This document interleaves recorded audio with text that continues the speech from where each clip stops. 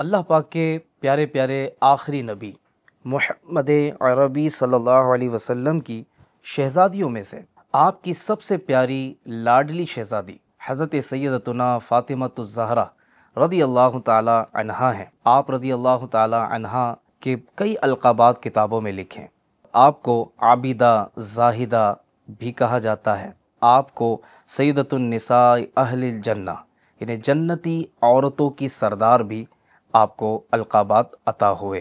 سیدتنا فاطمۃ الزہرا رضی اللہ تعالی عنہا کی ولادت باسعادت اعلان نبوت سے 5 سال پہلے ہوئی۔ جب آپ کی ولادت ہوئی اس وقت آپ کے مبارک چہرے سے ایسا نور ظاہر ہوا، ایسا نور نکلا کہ فضا نور بار ہو گئی۔ جی ہاں، اور کیوں نہ ہو کہ اعلیٰ حضرت رحمت اللہ تعالی علیہ نے پیاری بات لکھی، تیری نسل پاک میں ہے بچہ بچہ نور کا، تو ہے عین نور تیرا سب گھرانہ نور کا۔ آپ کی سیرت میں یہ بھی لکھا ہے کہ آپ شرم و حیا کی پیکر اور با پردہ خاتون تھیں۔ آپ رضی اللہ تعالی عنہا پر کبھی کسی غیر مرد کی نظر نہ پڑی، بلکہ آپ کی یہ تمنا تھی کہ جب میرا انتقال ہو، میں دنیا سے رخصت ہوں، اس وقت بھی مجھ پر کسی غیر مرد کی نظر نہ پڑے۔ چنانچہ بروز محشر نظر جھکانے کا حکم ہوگا تاکہ سیدہ طاہرہ عابدہ حضرت فاطمۃ الزہرا رضی اللہ تعالی عنہا پل صراط سے گزر جائیں۔ آپ کی ازدواجی زندگی سے متعلق بھی بڑی خوبصورت بات ملتی ہے کہ حضرت مولا کائنات علی المرتضیٰ رضی اللہ تعالی عنہ اور حضرت فاطمۃ الزہرا رضی اللہ تعالی عنہا کا نکاح یقیناً بہت عمدہ اور شاندار تھا، جس میں خود رب کریم کی رضا، اللہ کے محبوب صلی اللہ علیہ وسلم کی دعائیں، نصیحتیں اور شفقتیں شامل رہیں۔ ایک قول کے مطابق 26 یا 27 صفر المظفر کو 2 ہجری میں آپ کا نکاح ہوا۔ فاطمۃ الزہرا رضی اللہ تعالی عنہا کا عبادت سے لگاؤ کیسا تھا، کیسی محبت تھی، اللہ اکبر۔ جب حضرت فاطمۃ الزہرا رضی اللہ تعالی عنہا کی رخصتی ہوئی اور آپ مولا کائنات علی المرتضیٰ شیر خدا رضی اللہ تعالی عنہ کے گھر تشریف لے گئیں تو حضرت علی رضی اللہ تعالی عنہ نے آپ سے محبت بھری گفتگو کی، یہاں تک کہ رات چھا گئی تو حضرت فاطمۃ الزہرا رضی اللہ تعالی عنہا رونے لگیں۔ حضرت علی رضی اللہ تعالی عنہ نے پوچھا کہ اے تمام عورتوں کی سردار، کیا آپ خوش نہیں ہیں کہ میں آپ کا شوہر ہوں، آپ میری بیوی ہیں؟ تو کہنے لگیں میں کیوں کر خوش نہ ہوں گی، آپ تو میری رضا ہیں، بلکہ اس سے بھی بڑھ کر ہیں۔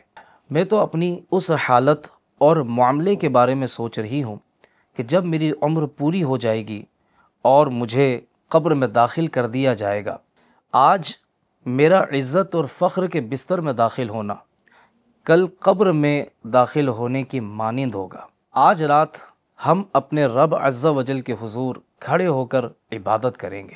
اس کے بعد یہ دونوں حضرات نے عزم کیا، ارادہ کیا اور پھر اللہ رب العالمین کی جناب میں یعنی اللہ کی رضا کے لیے عبادت میں مصروف ہو گئے۔ نکاح کے بعد بی بی فاطمہ رضی اللہ تعالی عنہا نے امور خانہ داری کی ذمہ داری بڑے خوش اسلوبی کے ساتھ بڑے شاندار طریقے سے نبھائی۔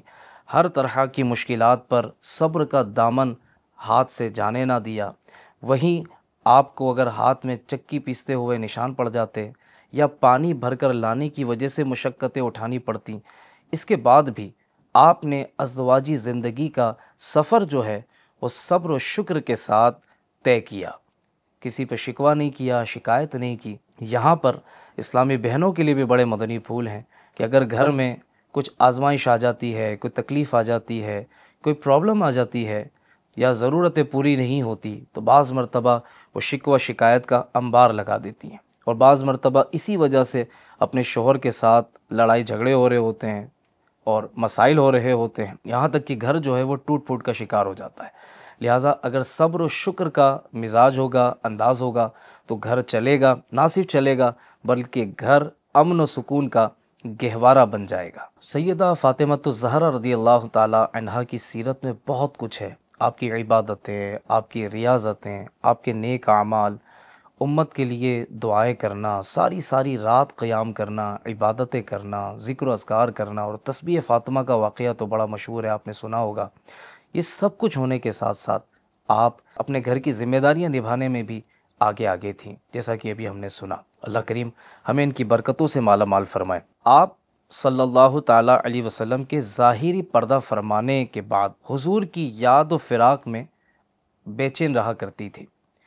آخر کار حضور صلی اللہ علیہ وسلم کی وفات شریف کے 6 ماہ کے بعد 3 رمضان المبارک کو آپ اس جہاں سے رخصت ہو گئی، اور آپ رضی اللہ تعالی عنہا کا مزار پر انوار جنت البقیع میں موجود ہے۔ اللہ کریم حضرت سیدتنا فاطمۃ الزہرا رضی اللہ تعالی عنہا کی تربت پر کروڑوں رحمت نازل فرمائے۔ ان کے صدقے ہماری نسلوں کی مغفرت فرمائے، آمین، بجاہ خاتم النبیین صلی اللہ علیہ وآلہ وسلم۔ صلو علی الحبیب صلی اللہ تعالی علی محمد صلی اللہ علیہ وسلم۔